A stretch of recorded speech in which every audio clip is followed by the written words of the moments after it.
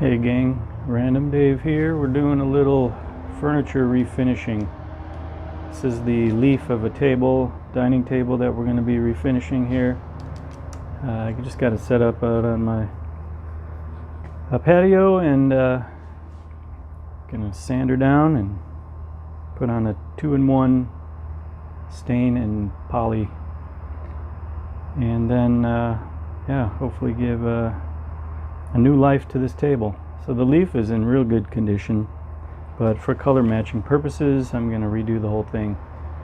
I'll show you the table shortly, the rest of the table that is.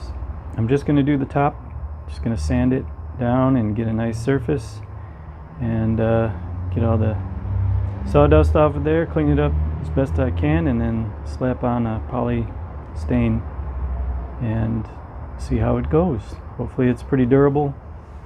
The existing table has a lot of scratches and hazing areas from hot dishes and other things put on it, so it's in need of refinishing. So another Random Dave project coming at you. So what we'll be doing is I'm using this sanding tool. It's pretty simple. You could use a block of wood, something flat. Starts at 120. It's just gonna scrape that paint off real good. 150, 320. We'll see how it feels. Probably around that point I'll have to dampen it up a little bit, get the fibers to raise up, and then knock them down. This is for automotive purposes, but you can get up there and grit, or finer and finer grit as needed. Certainly I don't think these will be called for, but hey. So this is the product I'll be using. Polyshade satin polyurethane in one step. This is a simple project, nothing fancy. Tudor gloss is the color. Yeah, not bad. I think it's pretty close. They didn't have any natural bristle brushes at my hardware store, so I bought El Cheapo foam brushes. I'm hoping I can get on a good coat. And with the product here, one thing to note is you should stir it. Stir it up, don't shake it. You'll get bubbles in there and that'll be a big pain. Because you could go over it with a blowtorch and burn the bubbles off, but you'll have a nice fire going. But seriously though, there we go. That's our project. We'll continue in a moment.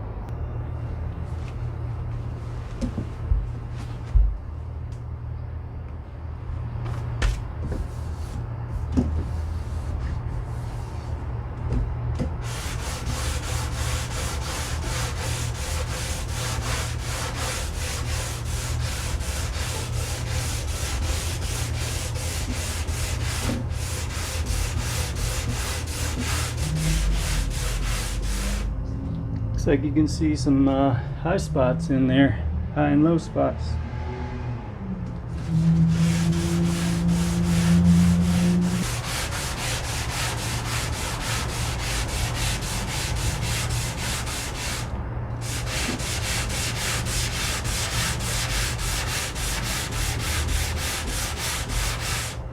It's gonna take a lot of elbow grease to get through this.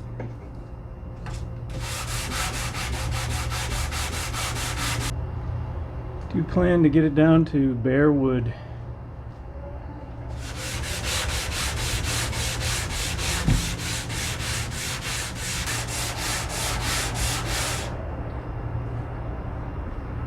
You should probably wear a mask.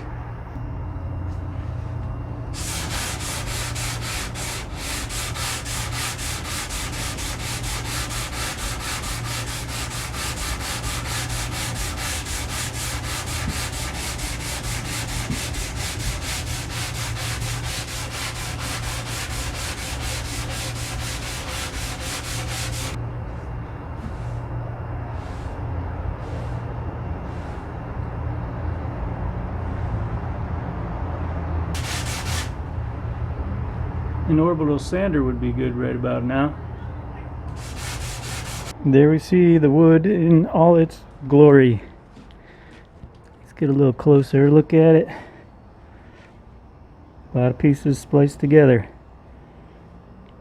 But down to bare wood. And we'll be doing some more sanding. Took all of 45 minutes, I would say. A lot of exercise. We're back to it. I took a break after that first round of sanding. We're going to go to some finer grit now.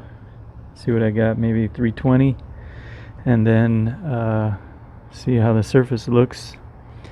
I'll probably hit it with some maybe 50-50 alcohol water and try to get those fibers to stand up a bit, knock them down, and then see where we're at for our final sanding, or if we can prep the surface for our final, or for our stain coat. So that's where we're at today. We got the 320 on there, and now we're gonna have at it. The 320 is doing a real good job, you know, cutting on this bare wood here. So I think we're going to get a pretty nice finish. So about less than 10 minutes of sanding with the 320. Let's see how it feels.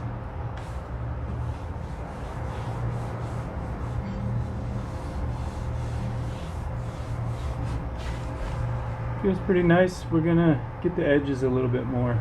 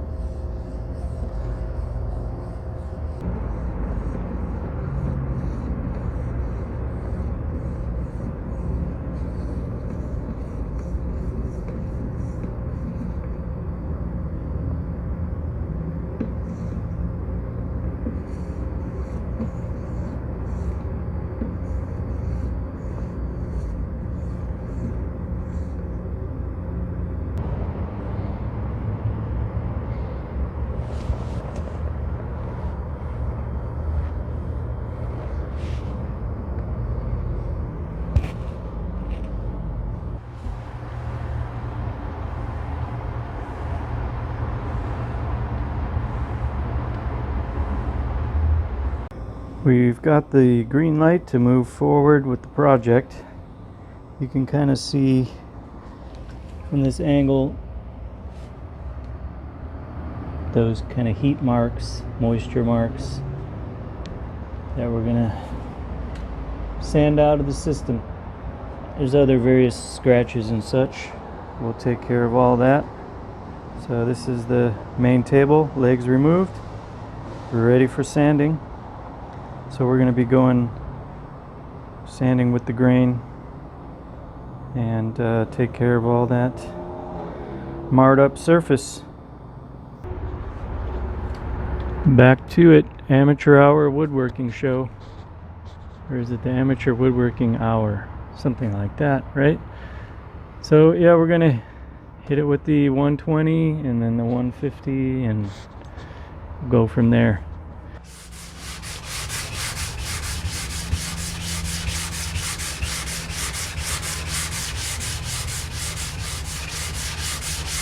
This is like doing the pigpen polka. Kicks up a lot of dust. But with this 120, I probably could have used the 80 and saved myself a lot of elbow grease. Get a little more cutting action. It's working. Just got to clean the, see it accumulates.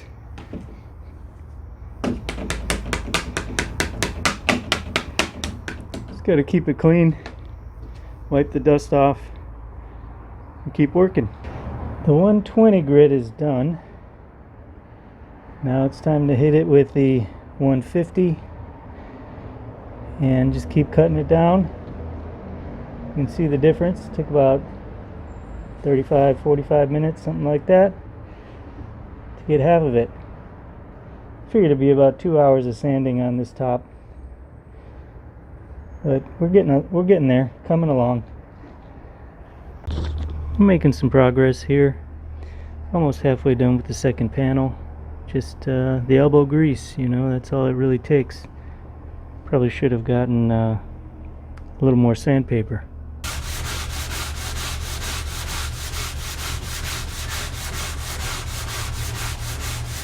And we are down to the last patch of the first round of sanding. Just that area there.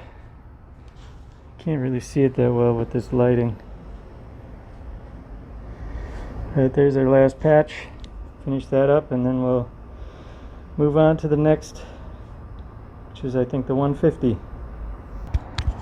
Sanding with the 150 now. It's cutting pretty good. Starting to even things out a bit. It does look like they used kind of a wood filler or something of that nature on some spots. Probably to even out their coating of stain, whatever they applied. There's some gray areas on the wood. I'm wondering if that's some kind of sealant, or I don't know if that would be a leveling type of compound or something, but yeah, we'll see. Just keep sanding away. And we're on to the 320 grit. Getting there. We've got our first finish coat on there. It's fair. I've seen better, I've done better. Right now we're going to hit it with our 4.0 steel wool. It said 3.0 or finer, so I'm just going to go with the 4.0. It's always good to have that around, rather than buy both. So yeah, we're going to hit it with some 4.0, wipe it down with a lightly dampened cloth. I don't have any tack cloth, so we'll just use a little bit of water on a clean t-shirt and wipe it down and get ready for our next coat.